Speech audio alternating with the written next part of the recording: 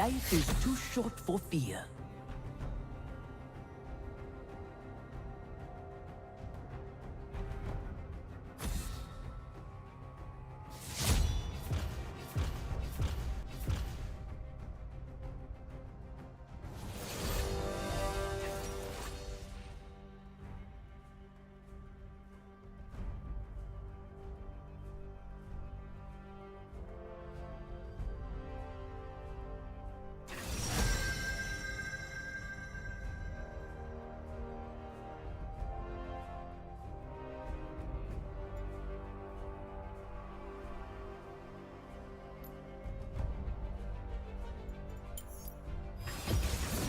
Demonstration of superior judgment.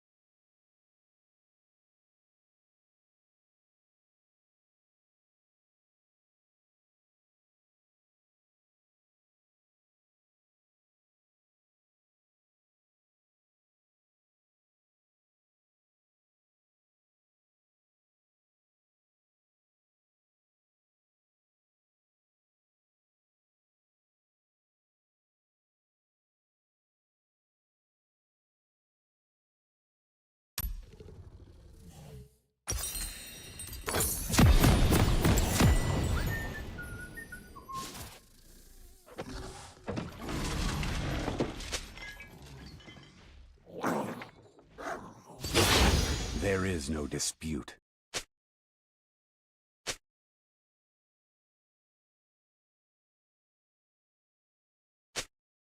Welcome to Summoner's Rift.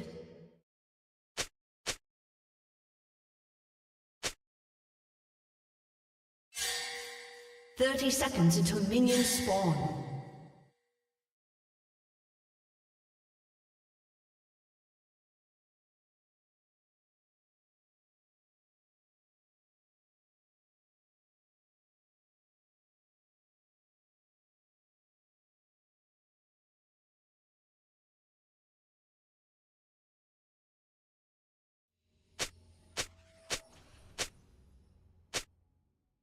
Minions have spawned.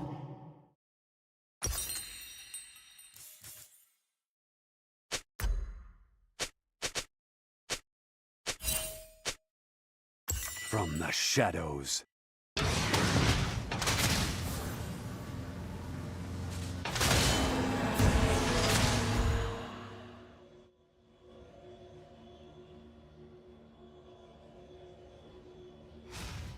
Our wills align.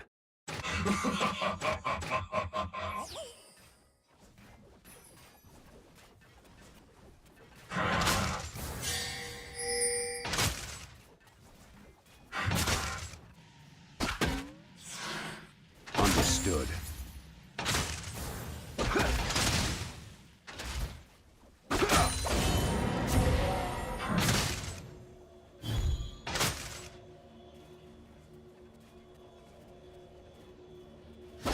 Immediately.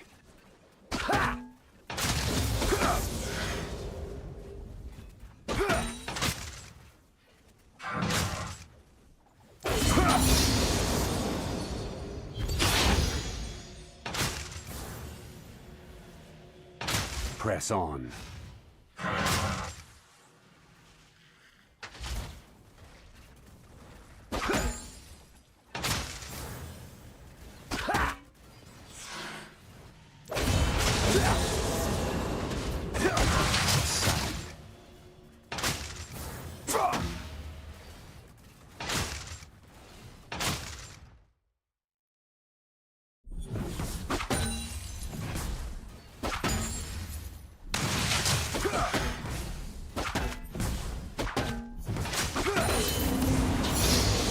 I find them unworthy.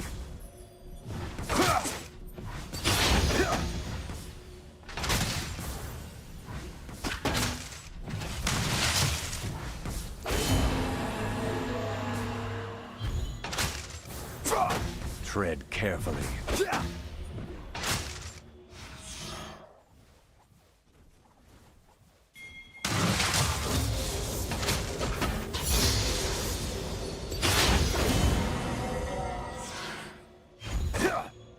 Enforced equilibrium. First blood.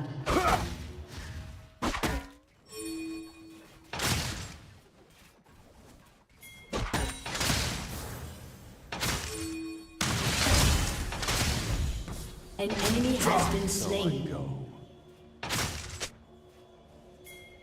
An ally has been slain.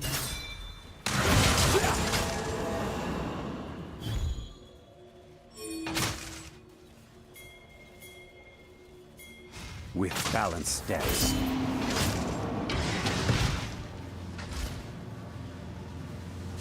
An enemy has been slain.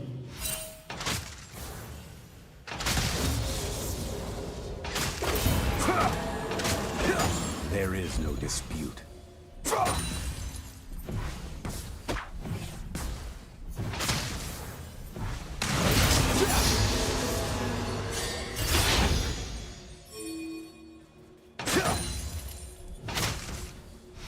It must be done.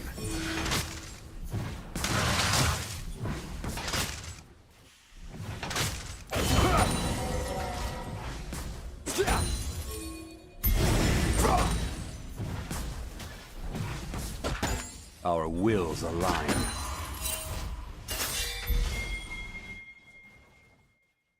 An enemy has been slain.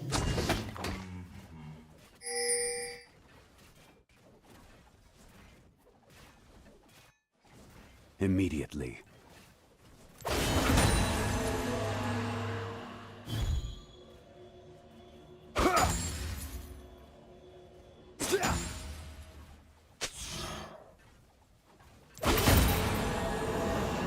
With honor.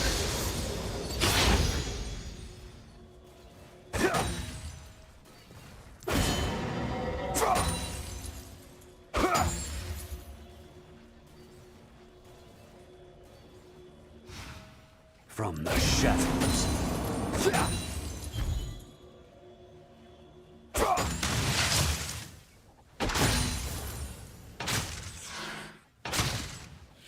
An ally has been slain. An enemy has been slain.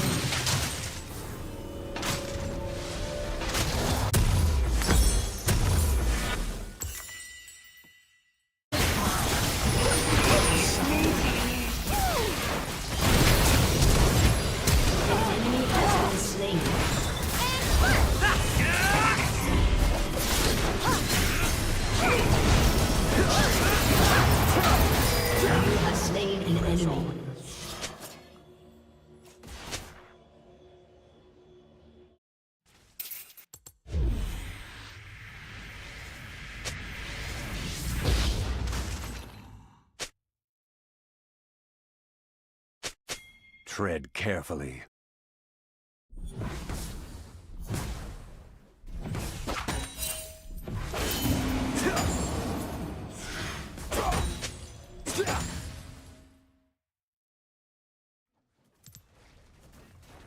So I go.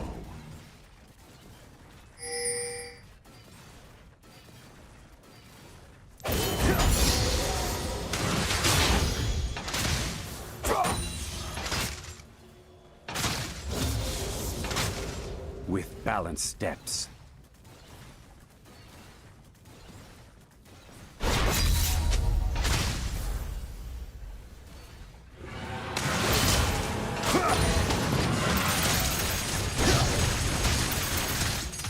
Our wills align.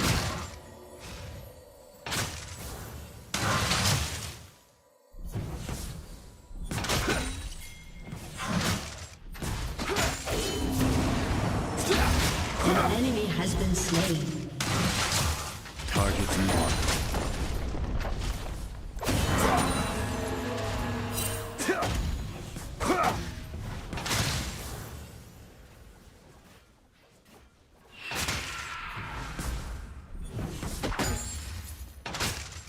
Understood.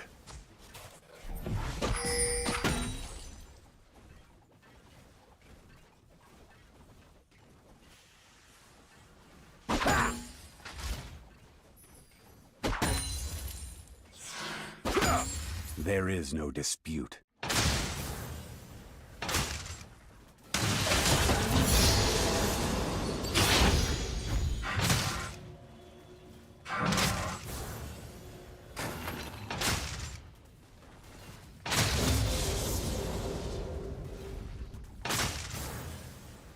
From the shadows.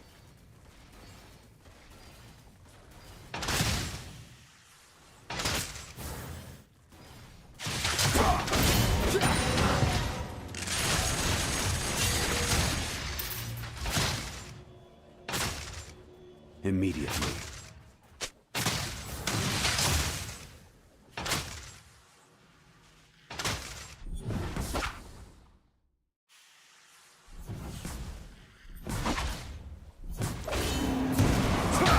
Enforced equilibrium. An ally has been slain.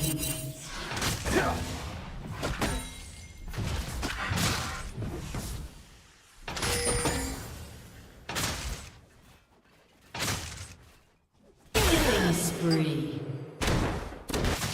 Without a sound.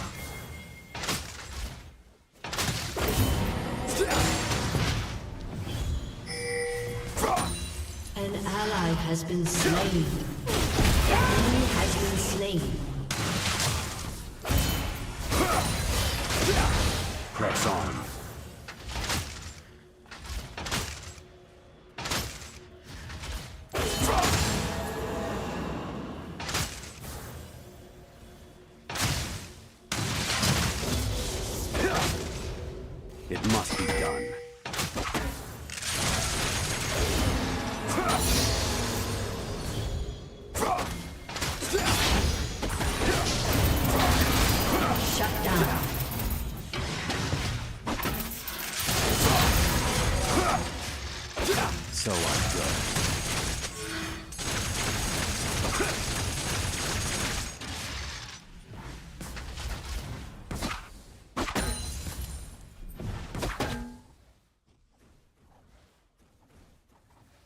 With honor.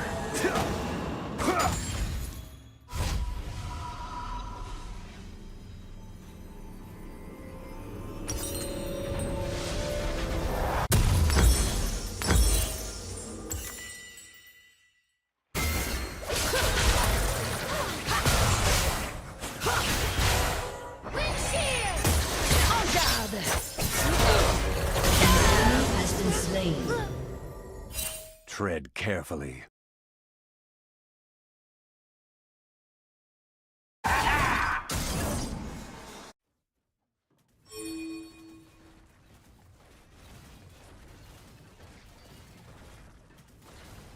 With balanced steps.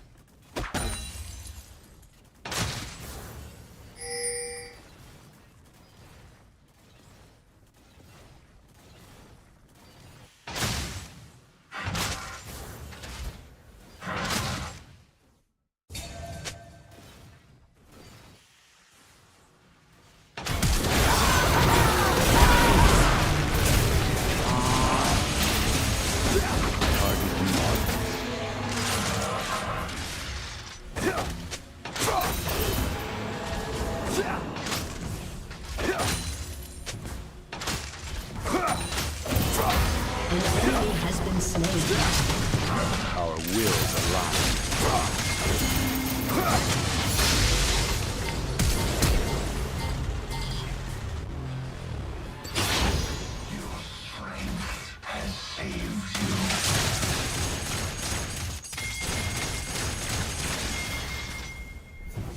I find them. Rampage.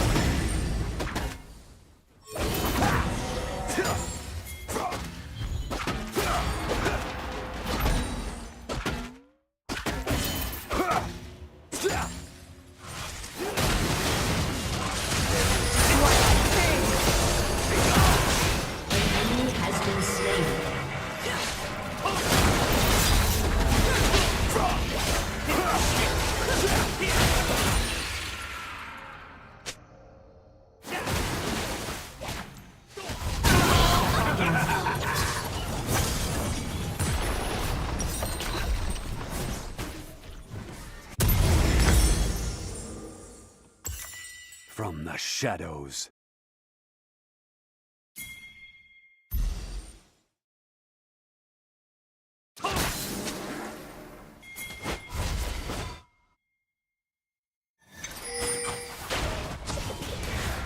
Immediately.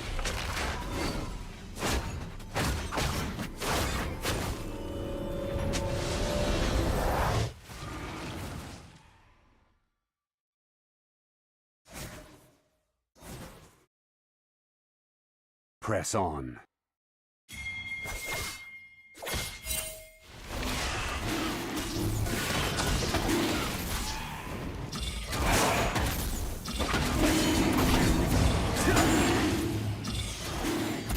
Without a sound.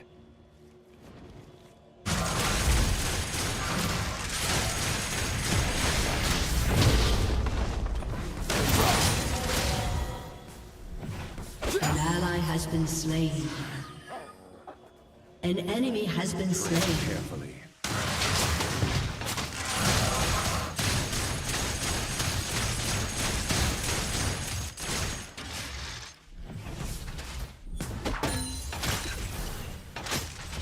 Your turret has been destroyed. Enforced equilibrium.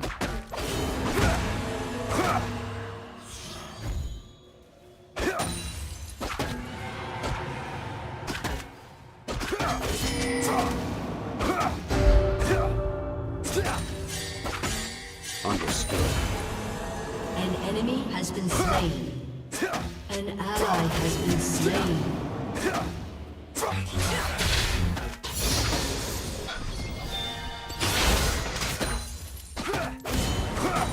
So I go.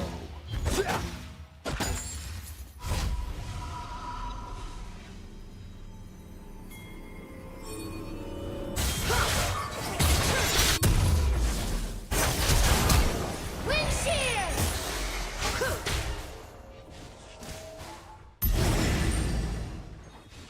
With balanced steps.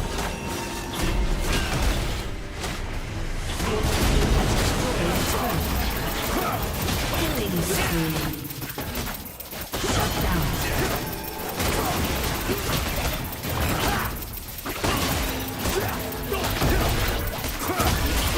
Our wills align.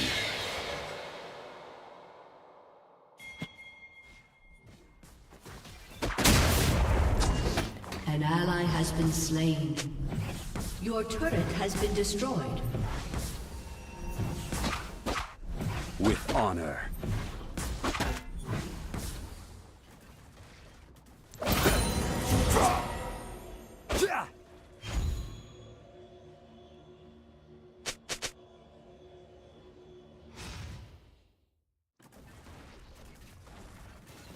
Target marked.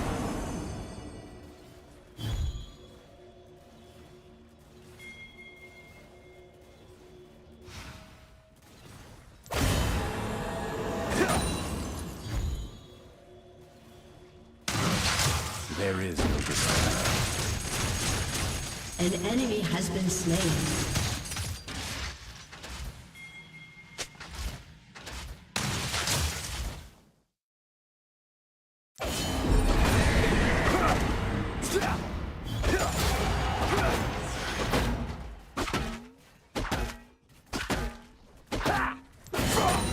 I find them unworthy.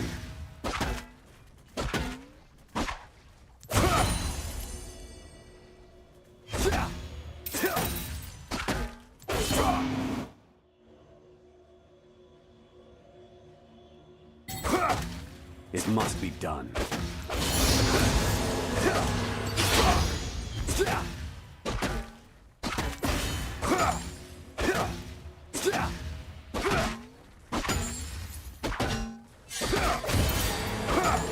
An enemy has been slain.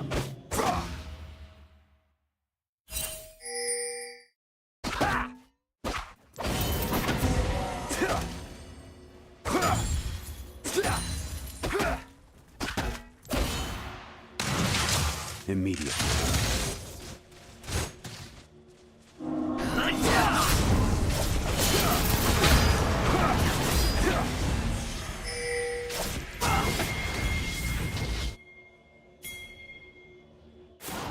Press on.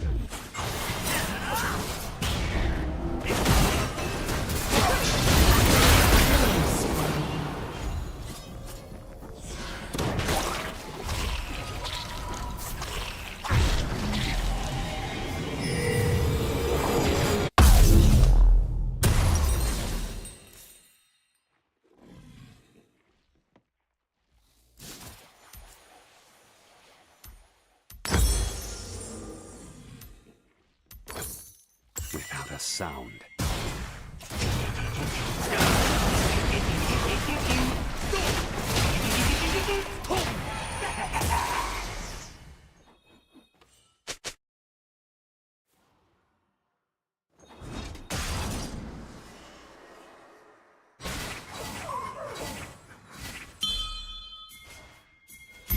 Tread carefully.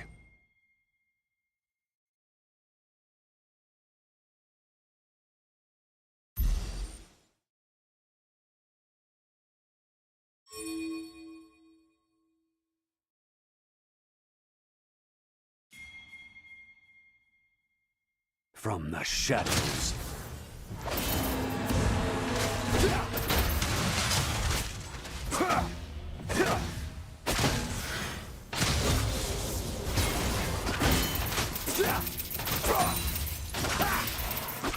Understood.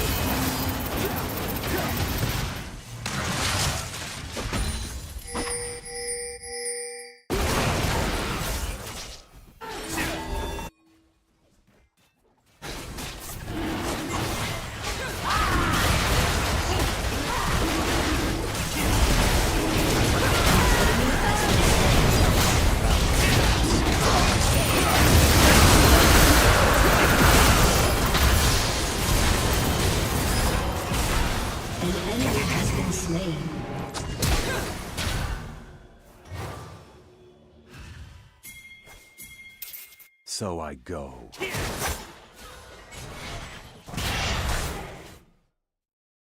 Killing spree.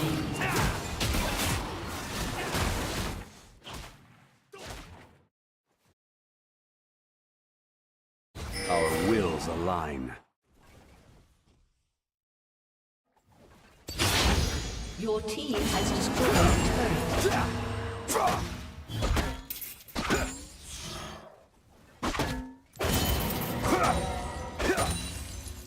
Target marked.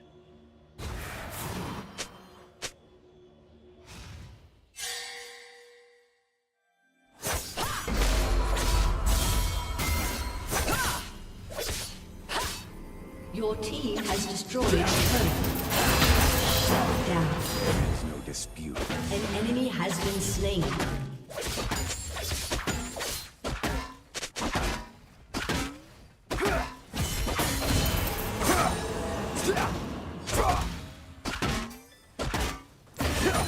Immediately.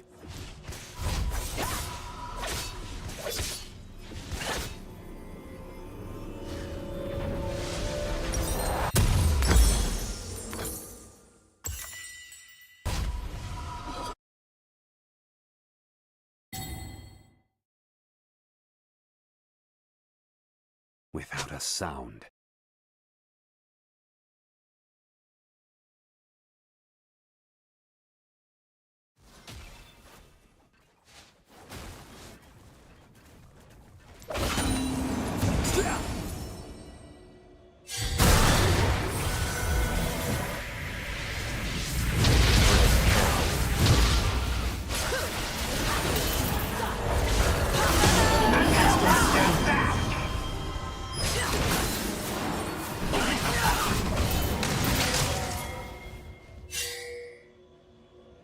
From the shadows.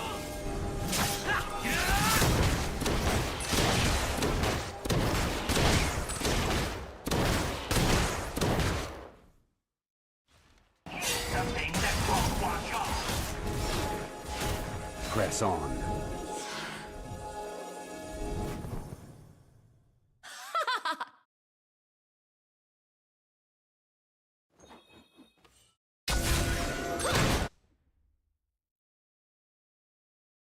So I go.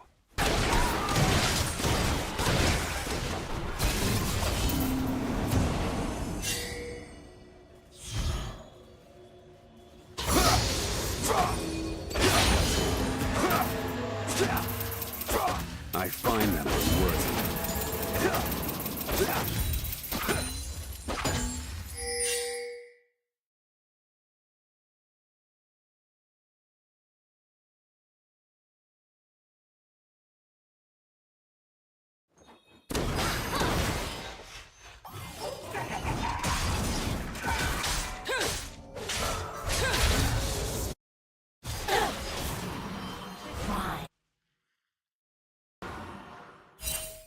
With balanced steps.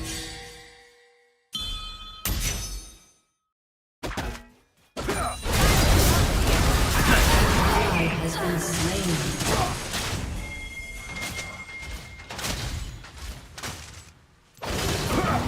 With honor.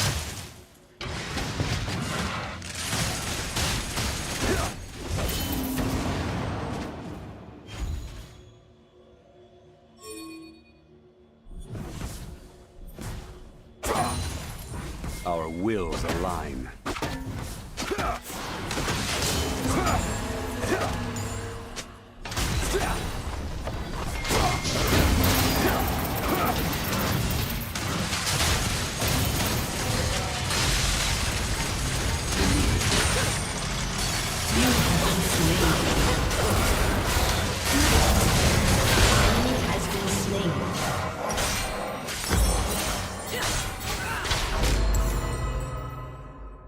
Your turret has been destroyed.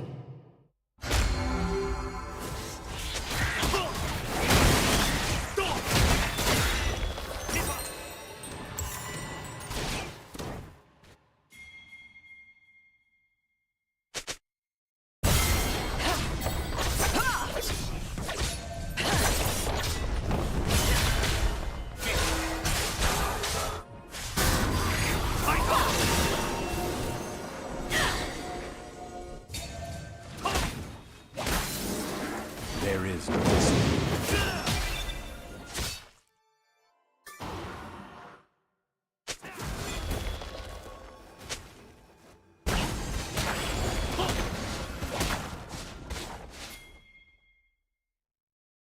Tread carefully.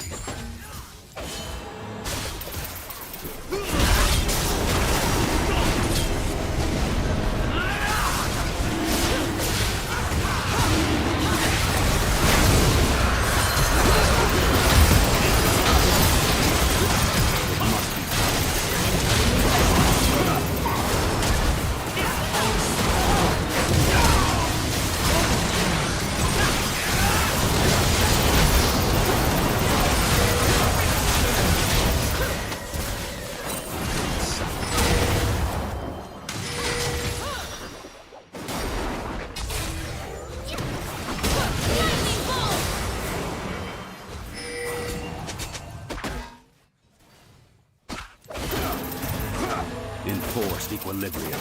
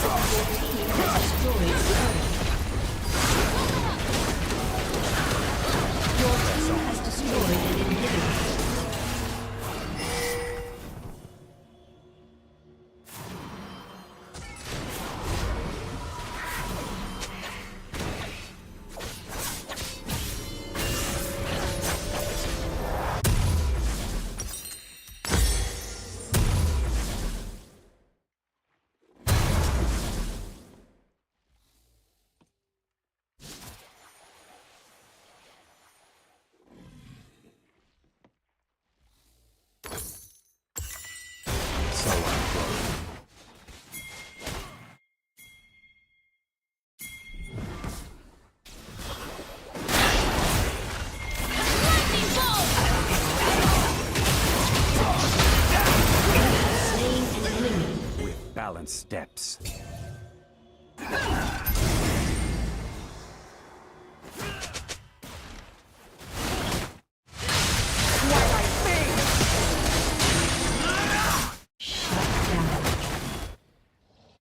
From the shadows.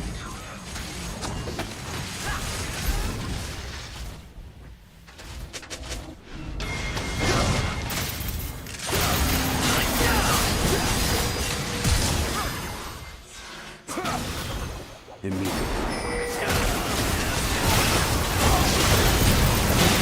Has been slain.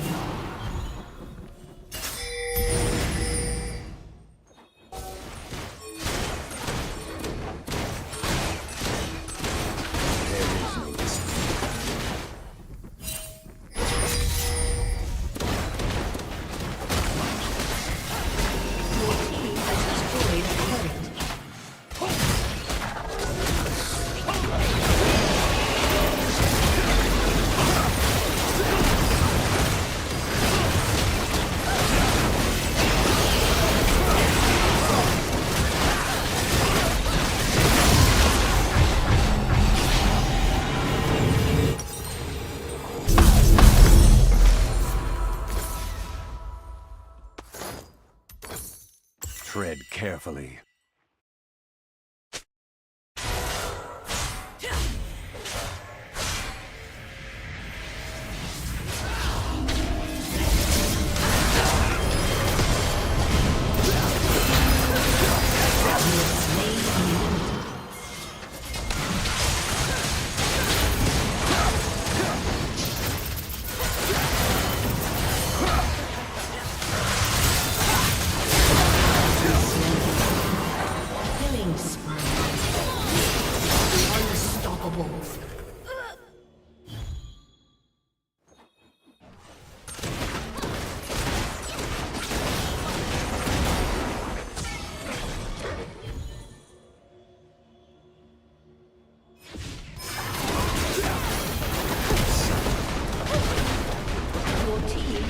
destroyed a turret.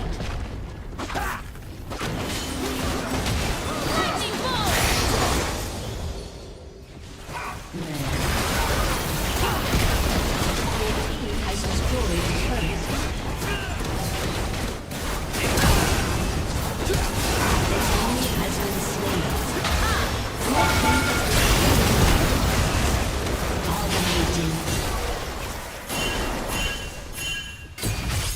with balanced steps.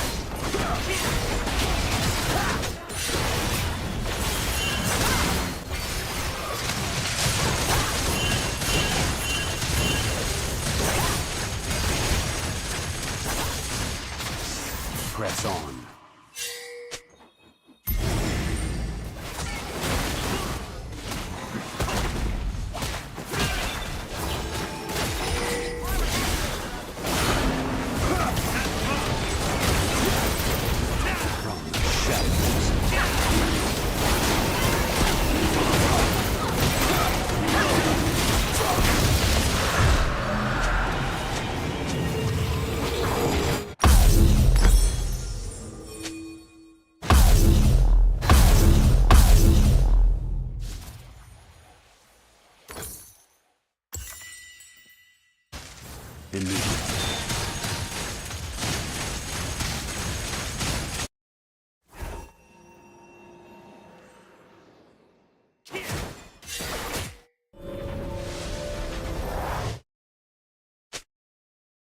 There is no dispute.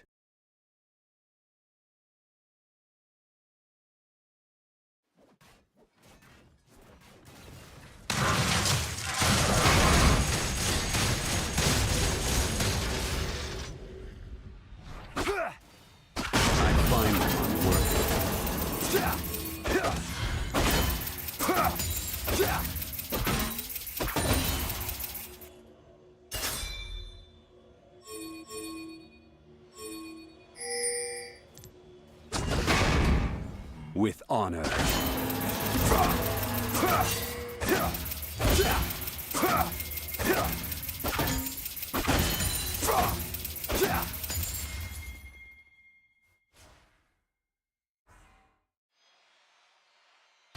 Our wills align.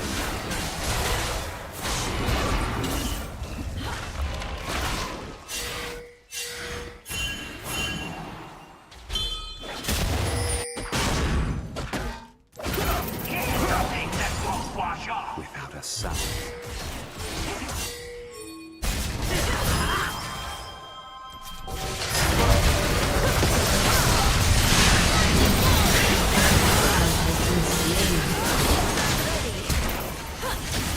So I go.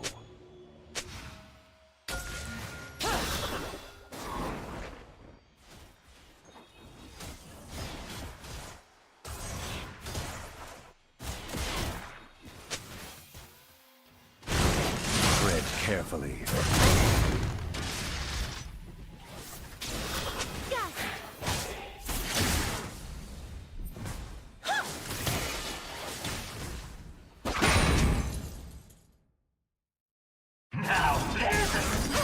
Press on.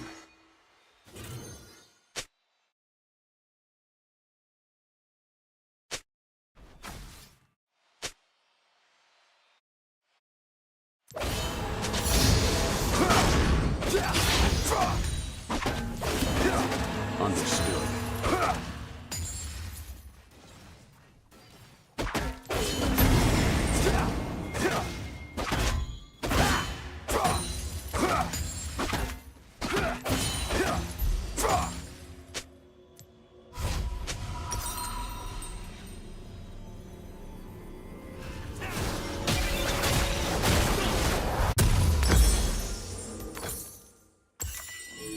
From the shadows.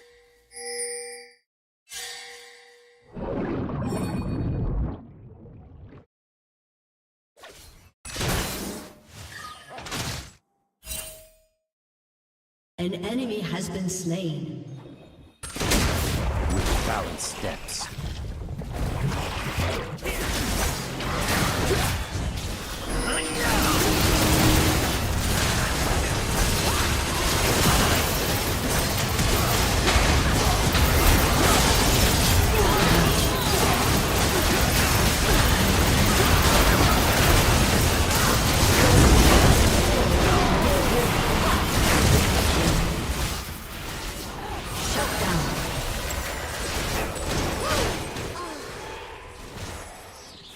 Your team has destroyed a turret.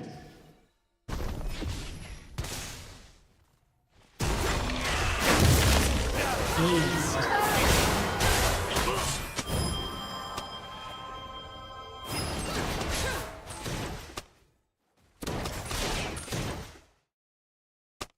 Shut down.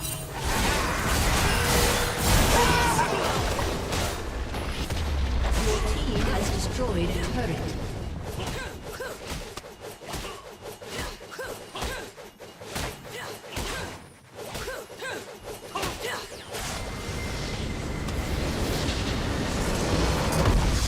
Victory!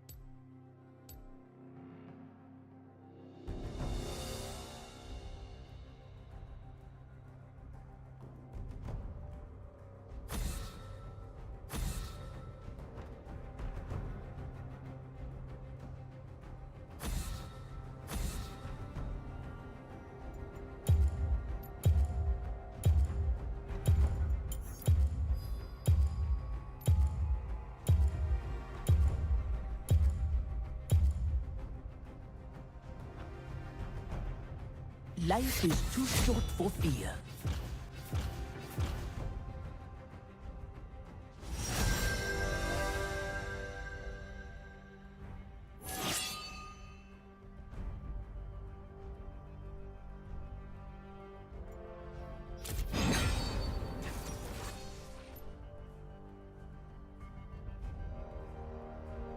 Wij zijn BetMGM en we zijn hier in Nederland om van ieder kansspel een spektakel te maken. Dus maak nu je account aan bij BetMGM. Zet €5 in, krijg €50 gratis inzet. Maak je klaar voor het gouden tijdperk van sportwedden. BetMGM, it's showtime! Just through these gates here is 10 Downing Street, the official residence of the British Prime Minister. On Wednesday, the 22nd of May 2024, then Prime Minister Rishi Sunak walked out that front door and announced that he was calling a general election. On paper, it perhaps wasn't the worst political speech ever. It recalled some of the support that Sunak had provided to workers and small businesses during the COVID pandemic, and threw a bit of shade at Keir Starmer, his opponent in the upcoming vote. In practice though, Sunak cut a pretty pathetic figure. Propped up by a lectern as the rain pelted him from above, someone kept knocking the camera, meaning the official broadcast of this historic moment just looked kind of amateurish. Worse still, a protester in the adjoining street had set up a PA system and started blasting Things Can Only Get Better, a song by one-hit wonders D-Ream, which had previously been used as an election anthem by the Labour Party. Watching Sunak try to win the affections of the British people whilst being both metaphorically drowned out by an anthem of his political opponents and literally drowned out by some good old-fashioned British precipitation felt rather fitting for a Prime Minister whose tenure had been, honestly, kind of forgettable. It was even more apt for a political party, the Conservative Party, whose 14-year rule over the UK has left the country in tatters. Poorer, nastier, with crumbling schools, bankrupt cities, polluted waterways, and the highest housing-to-income ratio since the Victorian era. On aggregate, the UK remains one of the richest countries in the world. But it rarely feels that way anymore. Ask anyone that lives here, and they'll attest to the fact that everything is just hideously expensive now. Our politics is pretty openly corrupt and chaotic, and the country has been gripped by a general sense of malaise, an understanding that everything is just kind of bad. But how did we get here? How did a country which used to be a pioneer in science, technology, art, and education come to have human poo floating down its rivers? And how do we come back from this? This is the story of how the British Conservative Party subjected its own country to 3 separate yet interconnected experiments, each of which would tear away a different part of the country's political, social, and economic fabric. This is the story of how Britain became a poor country. This is David Cameron. On the 11th of May 2010, David Cameron enters 10 Downing Street for the first time as the newly elected Prime Minister of the United Kingdom.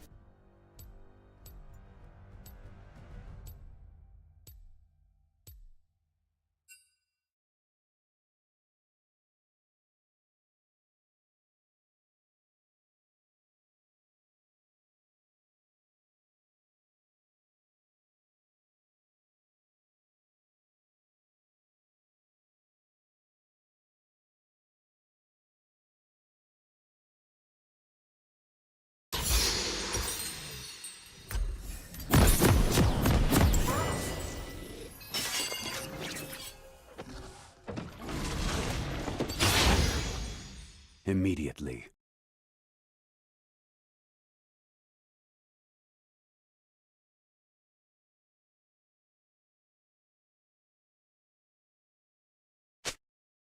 Welcome to Summoner's Rift.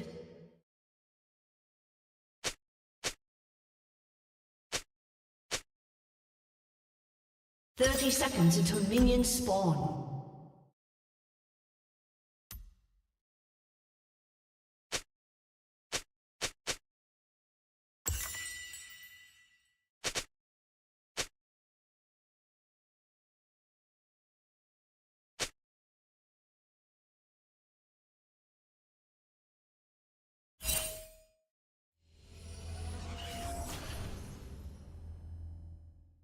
Minions have spawned.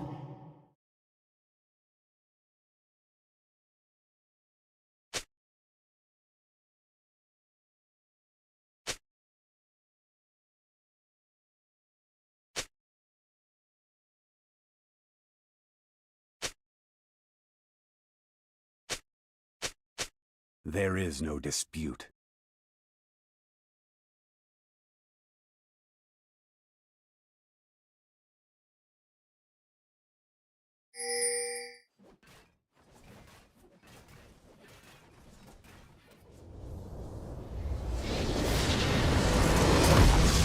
Victory!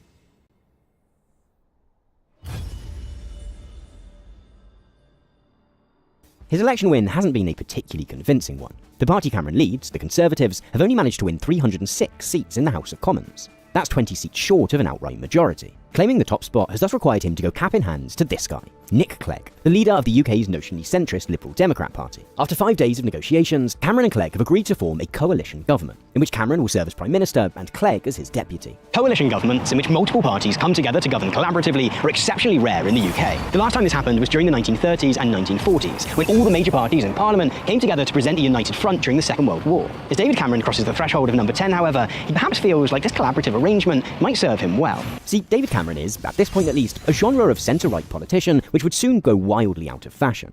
He's certainly a great supporter of typical conservative causes such as tax cuts, privatisations and reductions in welfare spending, but he's also desperate to at least present himself as youthful, environmentally conscious and broadly socially liberal. Some of this social liberalism is perhaps sincere. As Prime Minister, he'll soon push for the UK to adopt equal marriage, despite solid opposition from other Conservatives. He'll also lead a revolution in offshore wind and had already managed to promote greater gender equality among political candidates within his party. Although, this being the 2000s, the British press had soon christened them Cameron's cuties, which, yeah. Perhaps more suspect is the idea which sits at the centre of Cameron's vision for Britain, the Big Society. The Big Society is intended, in part, as a corrective to that eternal conservative bogeyman of big government. Cameron's pitch is that he's going to empower individuals, charities and community groups to take a more active role in civic life. In its opposition to big government, however, the Big Society doesn't stop at cutting red tape and government oversight. All that charity work is intended to make up for a brutal programme of cuts to public services. It's fair to say that the UK's finances aren't exactly in the best of shape at this point. This is just 2 years after the global financial crisis of 2008, and the country is still very much dealing with the aftermath. In order to prevent the complete collapse of the country's banking and housing sectors, the previous government has paid to effectively nationalise 2 banks and shelled out to buy significant ownership stakes in 2 more. A fall in real terms earnings, along with people being more cautious with how they spend their money, means tax receipts have also taken a hit. The state of affairs is perhaps best captured by a handwritten note left by Labour's outgoing Chief Secretary of the Treasury to his successor, which reads simply, "Dear Chief Secretary, I'm afraid there is no money. Best regards, and good luck." Over the next 5 years, Cameron references this note often. He sometimes waves it about at campaign events. Not only does the memo help to portray Cameron's political rivals in the Labour Party as having a carefree attitude when it comes to taxpayer cash, the notion that the country is flat broke provides a rationale for taking a pretty uncompromising approach to cutting government spending. As things stand, the UK government is running a budget deficit of £150 billion. Cameron and his government unveil a plan to cut that number as quickly as possible. It doesn't matter that interest rates are at their lowest since 1694 and that the cost of the government's borrowing is effectively zero. Cameron and Osborne want to slash the size of the state. And there has perhaps never been a better excuse to do so. The package of spending cuts implemented over the next few years includes reforms to the welfare system, which make it harder for disabled people and sick people to access support. It involves a 13% cut in funding for schools and colleges, as well as a 40% cut to funding for universities, made up for by shifting the burden of tuition costs onto students through a tripling of fees. Anyone working in the public sector has their pay frozen for 2 years, and subsequent annual pay rises capped at 1%. Police funding, defence spending, and public transport spending all receive swinging cuts, whilst the Royal Mail, the UK's postal service, is sold off to investors at a bargain basement price. It's hard to get across in just a short section of one video quite how wide-ranging Cameron, Clegg, and Osborne's attack on public spending is. There's not a single part of British public life that goes untouched. And judged on its own terms, it's pretty successful. By 2015, the deficit has dropped by more than a third. Nevertheless, the effects on the economy and country more broadly are mixed. Throughout the 5 years of the coalition government, George Osborne repeatedly tells Brits that, quote, "We're all in this together when it comes to this attempt to fix public finances." Nevertheless, the pain of austerity is felt strongest by the poorest in society. In fact, at the same time as work for ordinary people is becoming more precarious and less well paid, corporation tax, the tax paid by companies on their profits, is gradually brought down from 28% to just 20%. By 2015, the grim reality of Cameron's Big Society is evident in the rise of food banks. 5 years ago, food banks had been essentially non-existent in the UK. The country's most prominent food bank charity had handed out just 40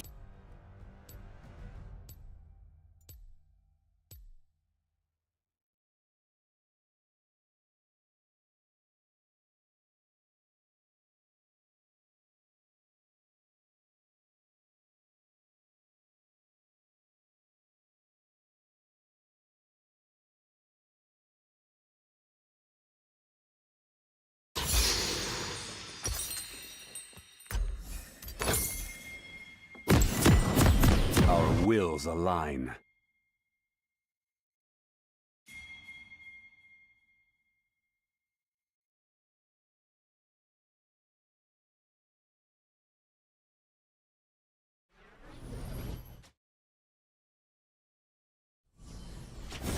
Welcome to Summoner's Rift. Press on.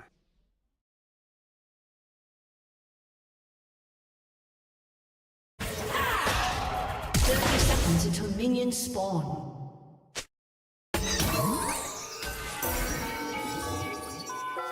Immediately.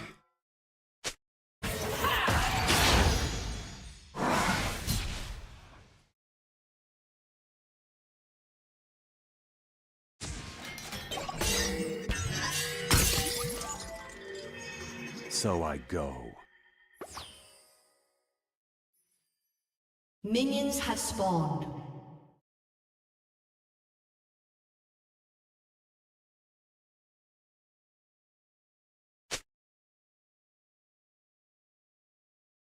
There is no dispute.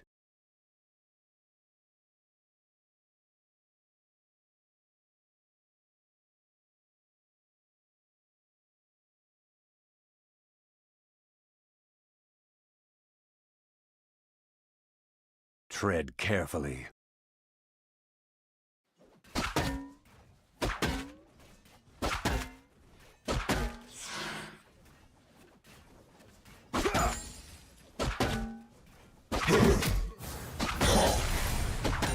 It must be done.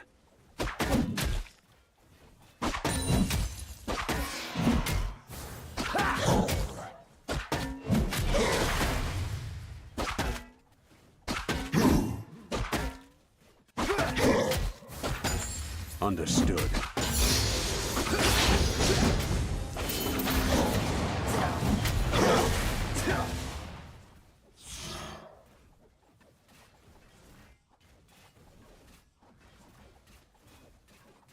Without a sound.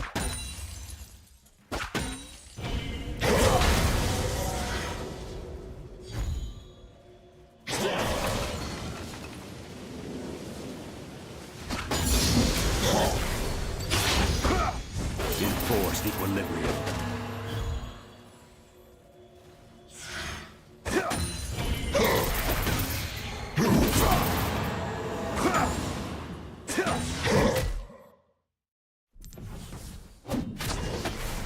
From the shadows.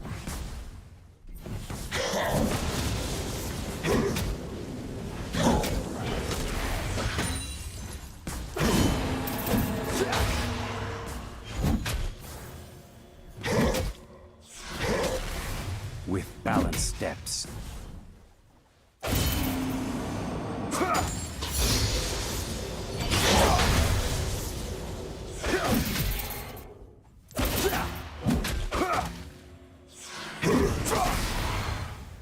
Our wills align.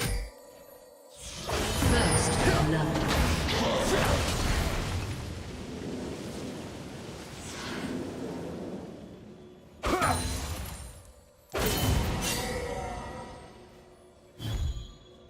I find them unworthy.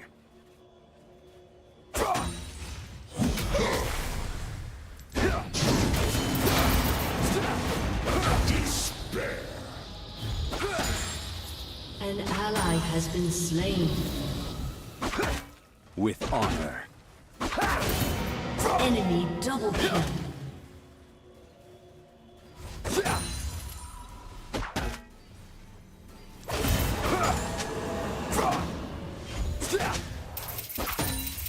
Target marked.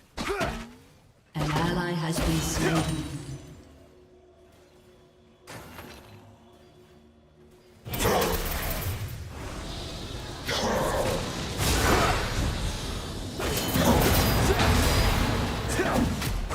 Immediately.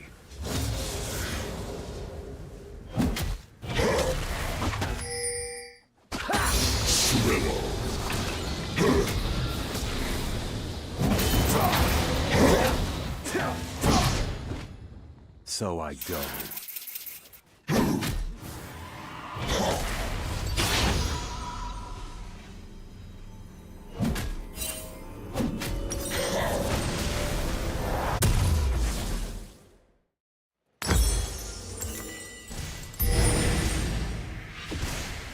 There is no dispute.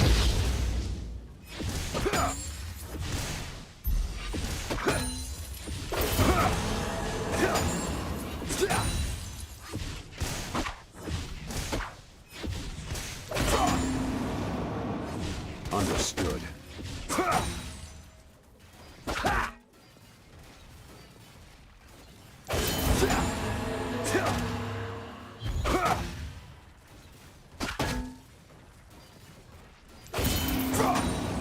Enforced equilibrium.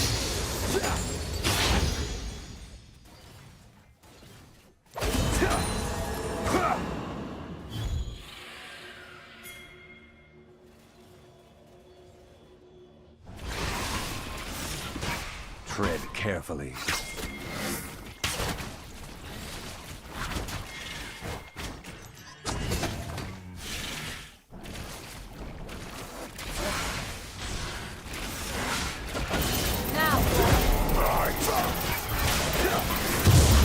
Press on.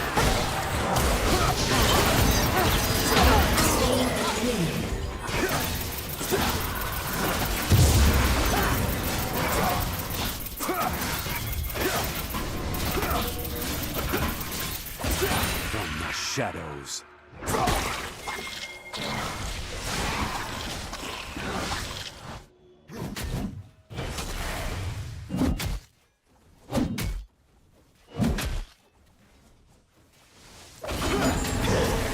It must be.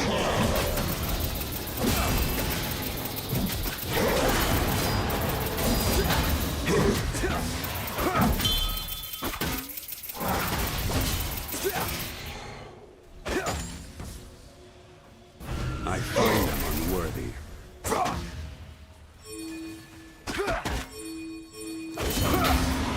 An ally has been slain.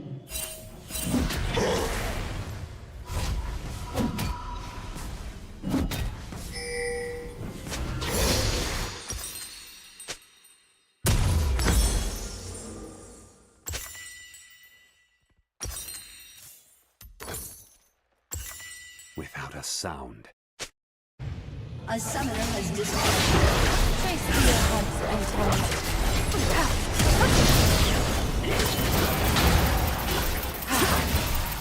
Enemy killing spree.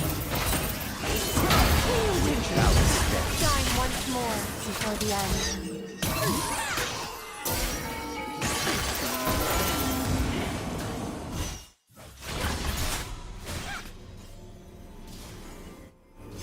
A summoner has reconnected. Our wills align.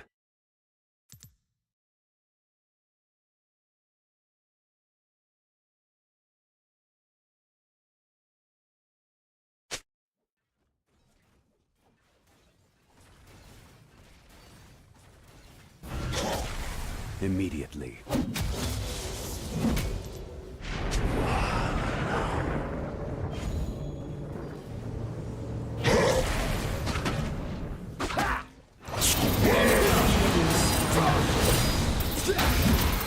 There is no dispute.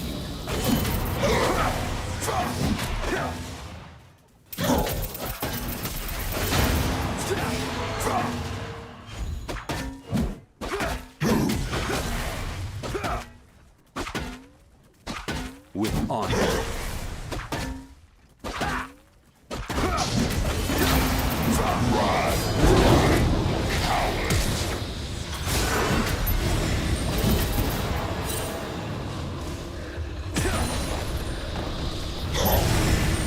Tread carefully.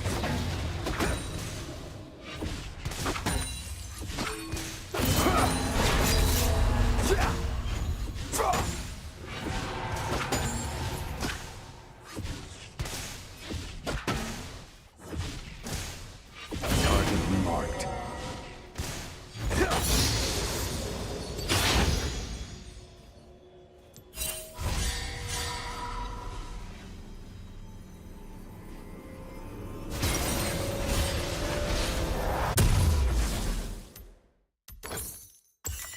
Press on.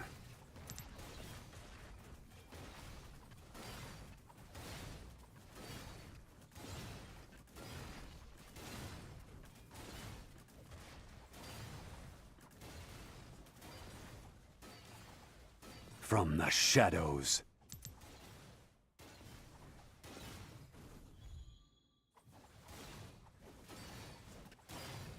An enemy has been slain.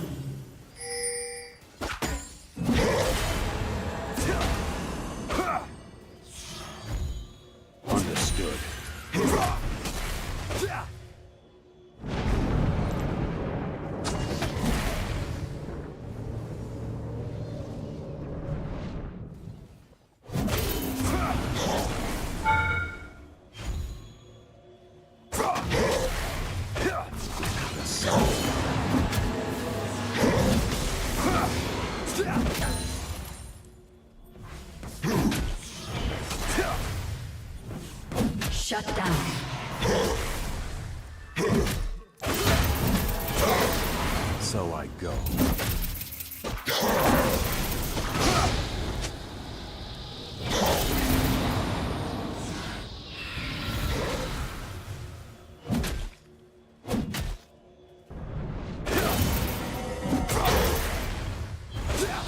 Power steps.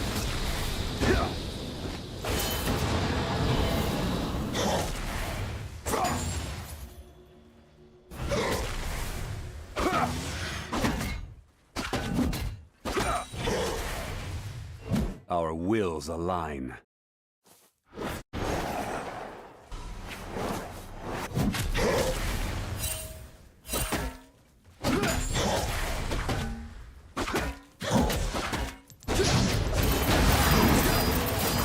There is no dispute.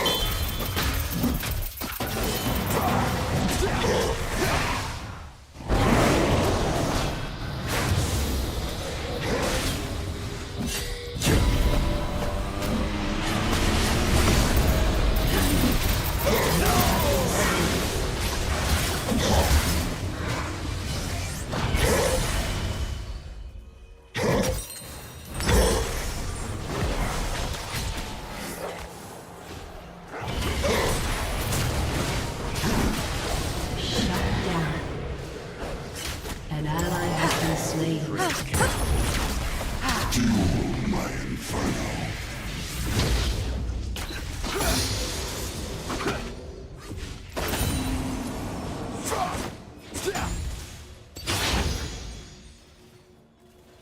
Enforced equilibrium.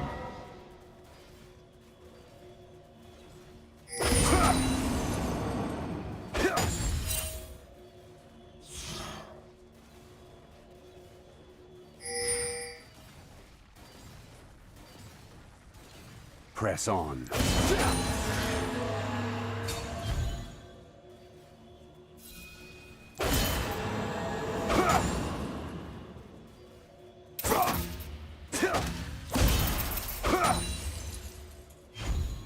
I find them unworthy.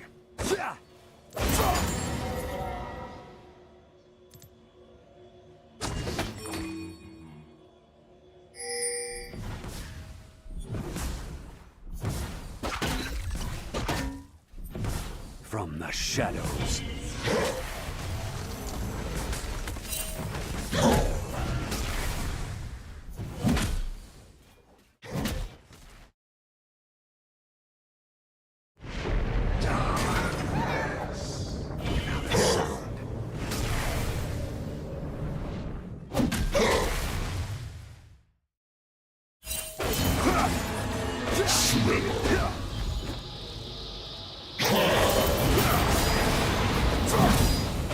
So I go.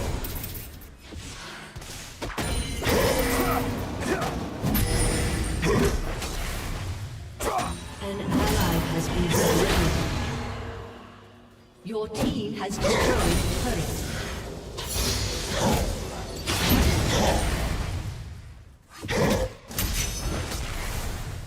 With balanced steps.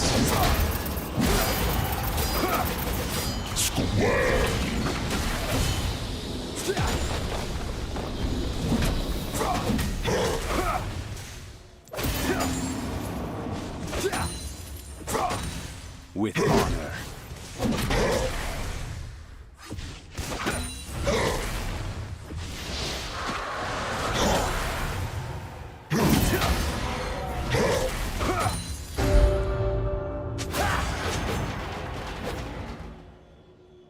An ally has been slain.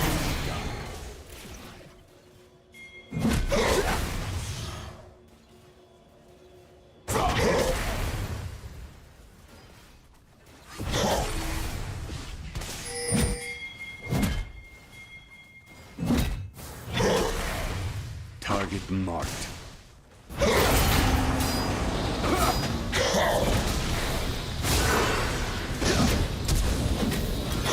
Killing spree. Your turret has been destroyed.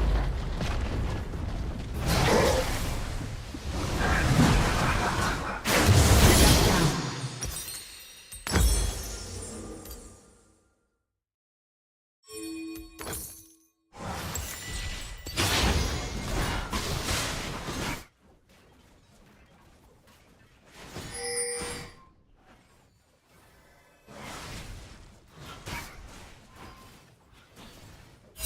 Our wills align.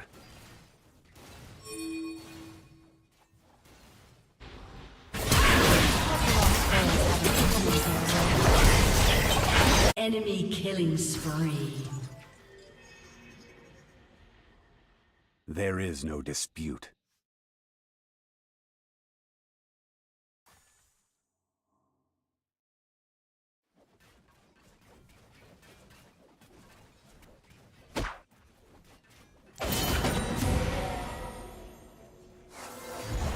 Enforced equilibrium.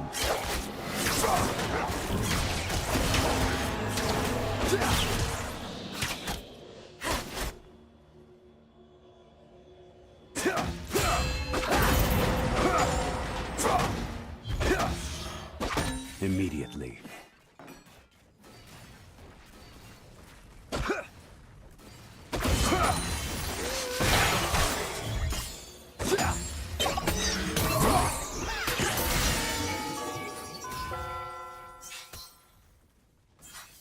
Press on.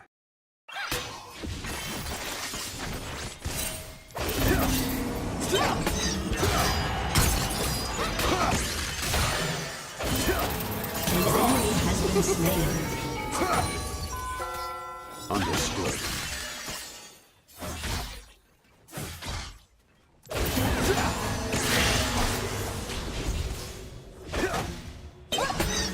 Your team has destroyed a turret. I find that unworthy. You have slain an enemy.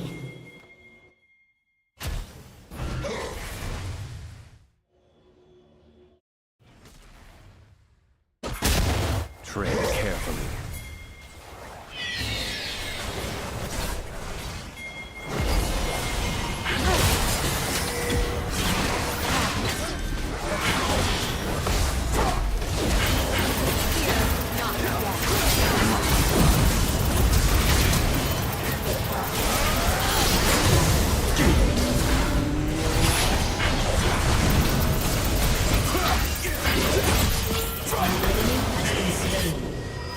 Double kill.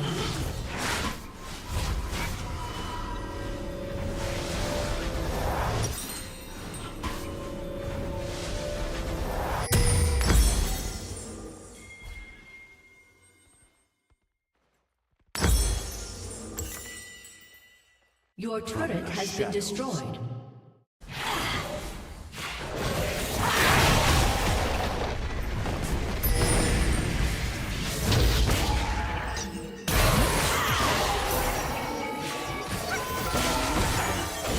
So I go.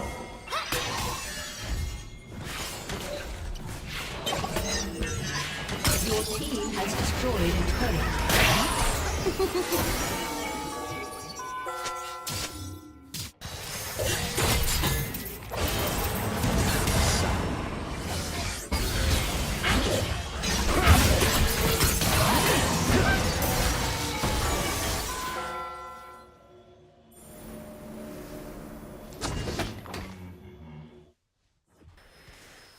With balanced steps.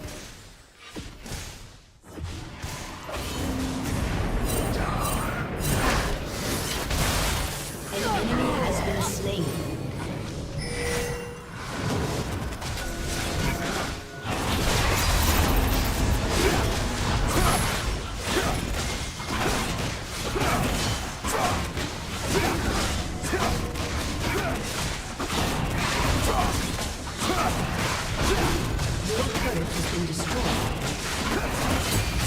There is no dispute.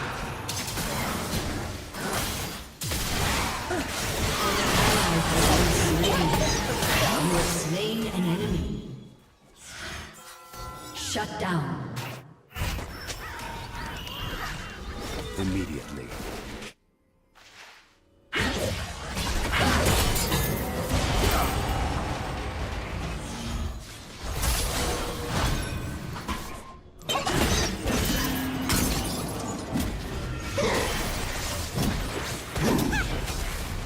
Our wills align.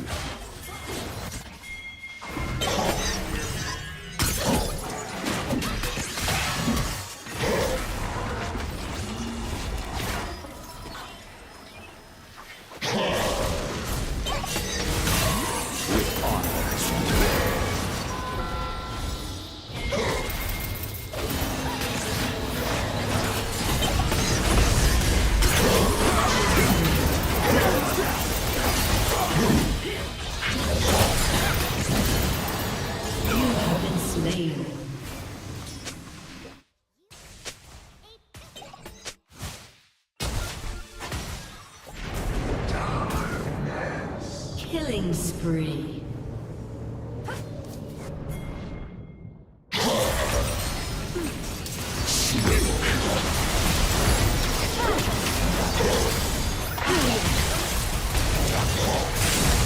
Favor like those who have.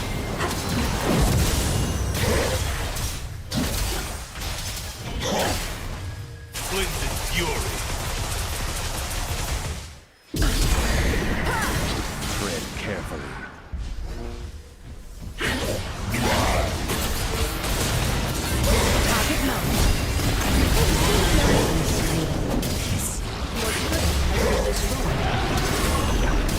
On to the next case. Press on.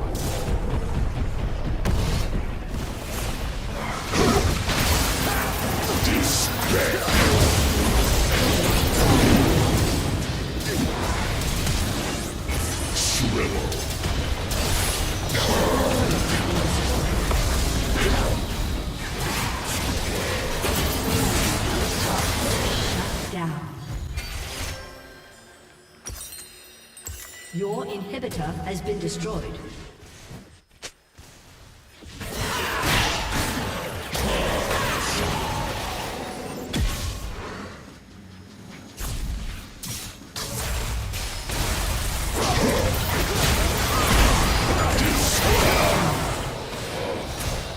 They never get tired.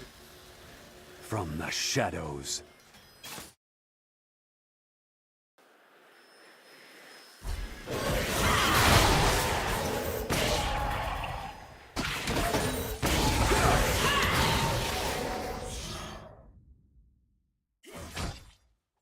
With balanced steps.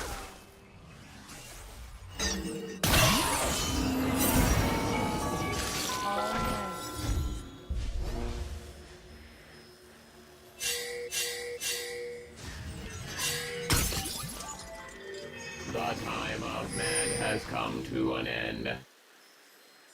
Immediately.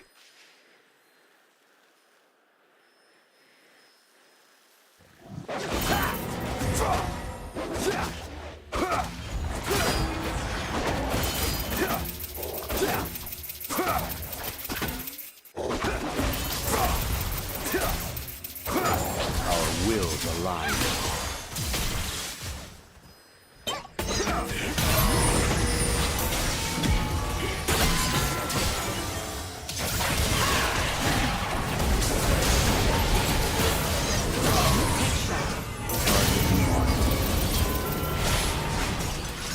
Where I want you. An enemy has been slain. Let's see.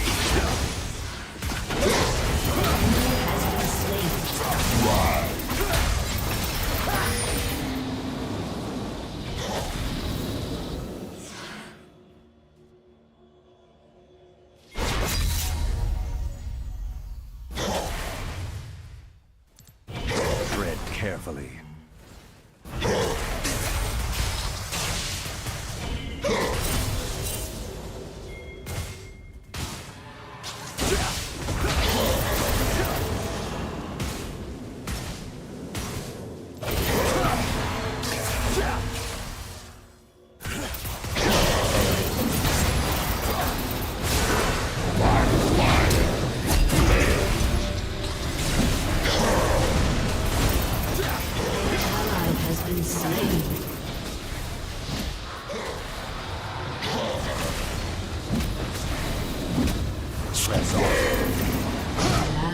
Been slain. You have been slain.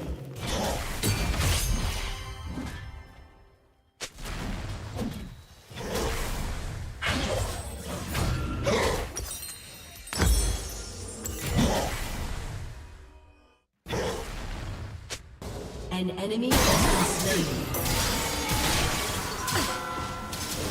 Your turret has been destroyed.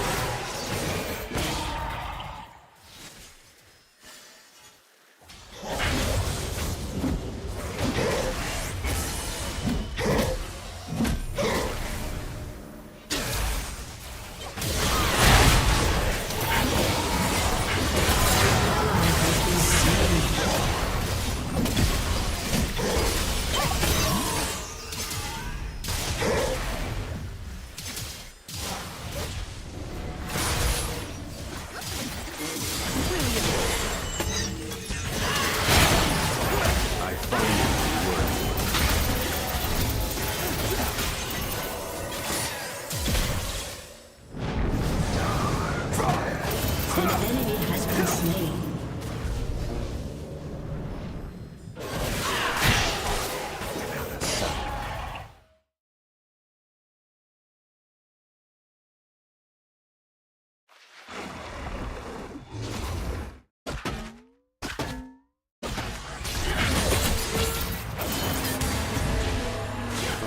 Shadows.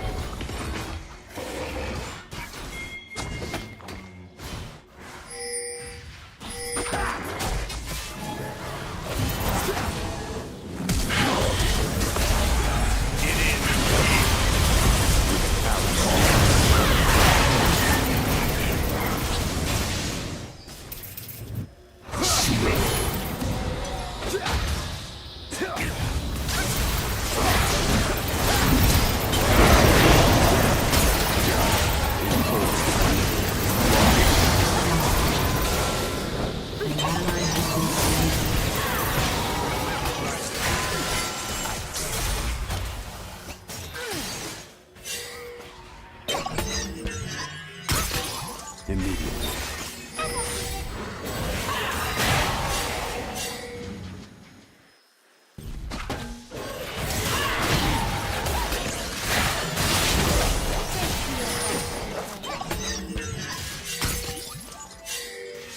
Our wills align.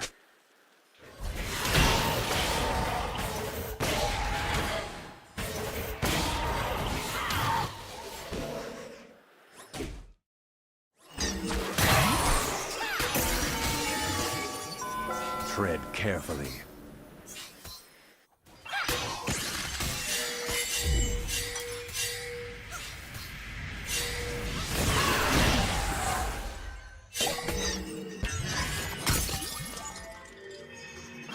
There is no dispute.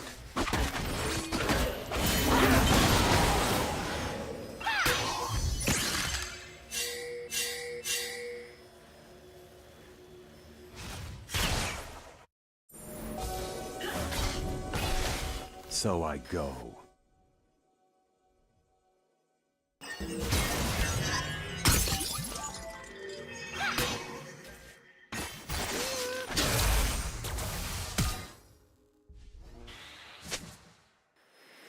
Press on.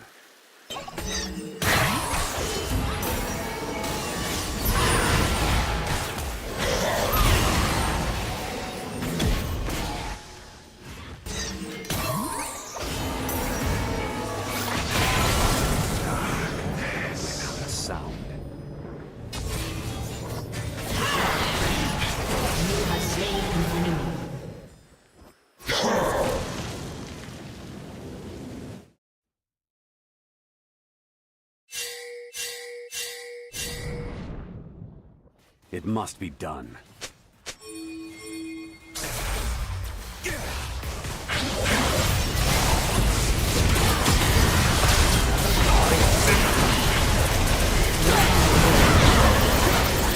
Double kill.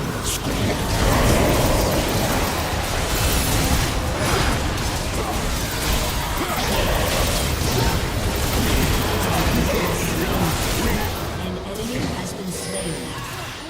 Shut down.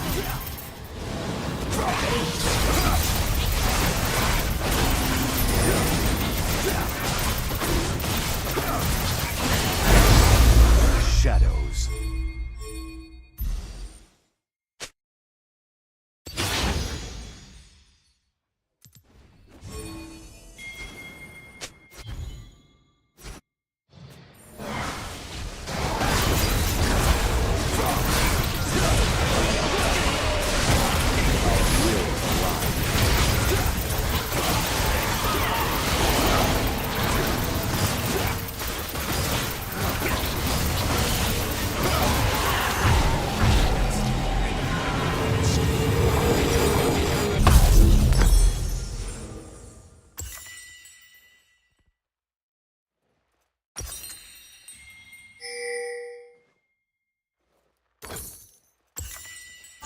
Tread carefully.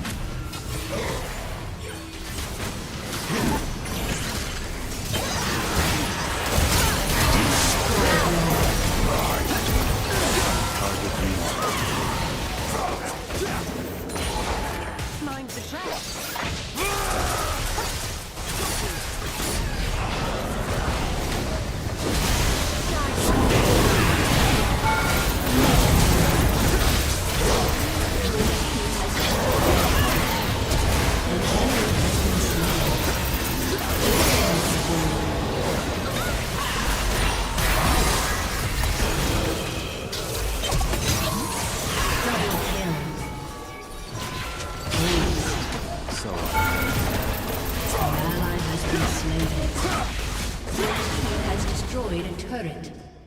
Your team has destroyed an inhibitor.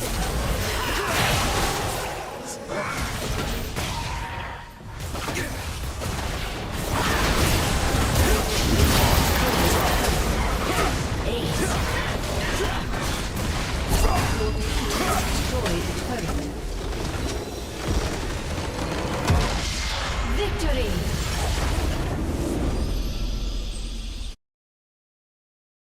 Thousand packages that entire year. But by 2015, that figure has risen to more than 1 million. The result of Cameron's policies then is not some utopian empowerment of local communities, but one in which people who previously could have found support and guidance in the welfare system becoming reliant on charity to feed themselves and their family.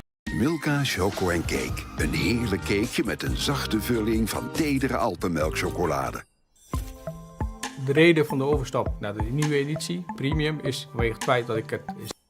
Perhaps unsurprisingly, as the impact of Cameron and Clegg's cuts begin to be felt, there's a sense that these policies might not be super popular amongst the general public. The coalition years are beset with protests and strikes and demonstrations by various groups affected by the austerity regime. And if it's easy to disregard such activists as a vocal minority, the notion that UK voters might be experiencing a touch of buyer's remorse quickly becomes evident in the polls too. By the end of 2010, the Labour Party has overtaken Cameron's Conservatives in the polls, a lead they maintain consistently for the next 4 years. The right-wing press mercilessly lampooned the Labour Party leader, Ed Miliband, for his slightly meek, awkward aura, including through publishing this unflattering photo of him eating a bacon sandwich. Nevertheless, while Labour's polling lead drops, they still retain a slight lead.